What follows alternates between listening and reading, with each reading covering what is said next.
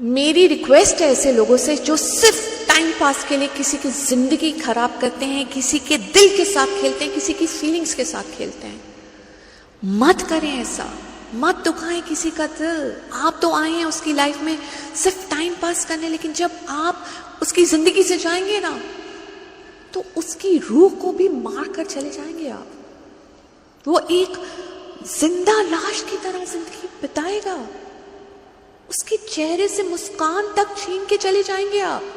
आपको तो कोई फर्क नहीं पड़ेगा, लेकिन उस इंसान की जिंदगी आप बर्बाद कर देंगे।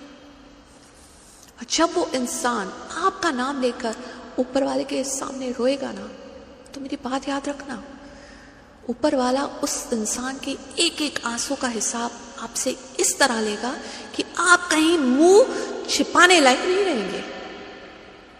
आपका कर्मा आपको तो डुबोएगा ही, आपके परिवार को भी डुबोएगा, क्योंकि आपने किसी का दिल तोड़ा है।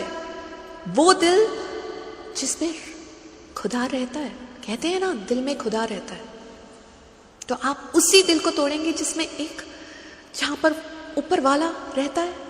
इसका मतलब आप खुदा को भी तकलीफ दे रहे हैं।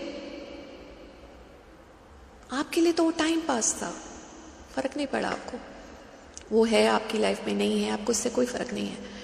बट उस इंसान के लिए तो आप सच्चा प्यार थे यार, आपको दिल से प्यार करता था। क्या कसूर था उसका कि उसने रिश्ता वफा से निभाया, सच्चा प्यार किया?